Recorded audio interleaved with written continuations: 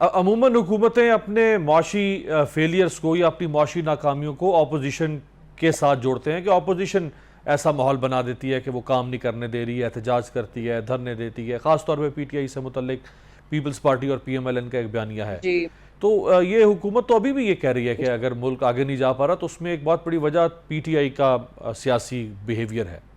میں آپ کو میں آپ کو ایک اسٹیٹسٹک دیتی ہوں. آپ کو یاد ہوگا پی ٹی آئی کے دور میں 3 لانگ مارچز ہوئیں، تب بھی بہت احتجاج ہوا کرتا تھا اپوزیشن کی جماعتوں سے. پی ڈی ایم کا ایک اتحاد بنا، پہلے بھی بنا، پھر تو این میں وی او این سی لے کر آئے، سہولت کاری ہوئی ان کی.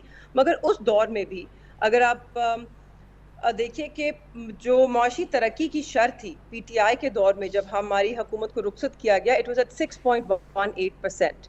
ٹھیک ہے، تو وہی صورتحال تھی. آپ نے دیکھا پارلیمان میں شور شرابہ ہوتا تھا، سلیکٹڈ کے صرف نعرے لگتے تھے، قانون سازی اتنی نہیں ہوتی تھی.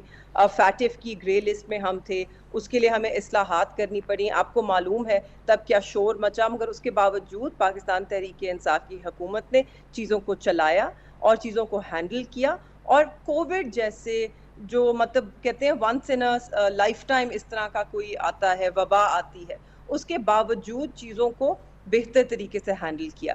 آج یا پچھلے 2 سال، کیونکہ یہ حکومت 2 سال کا تسلسل ہے، یہ 4 مہینے کی حکومت نہیں ہے. صحیح. پہلے بھی یہ تھے، کیئر ٹیکر بھی انہی کی ایکسٹینشن تھی اور یہ کنٹینیو کر رہے ہیں. آپ معاشی ترقی کی شرح اب دیکھیں، 2022 سے 2023 میں -0.21% تھی، اب وہ 2.38% ہے.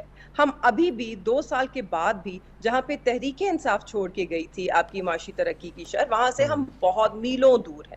جو آپ کے پاورٹی کے فگرز ہیں وہ صرف بڑھ گئے ہیں. آپ کی 40.1% پہ پاورٹی آ گئی ہے کا ریٹ جو آ گیا ہے، اور وہ بڑھتا جا رہا ہے.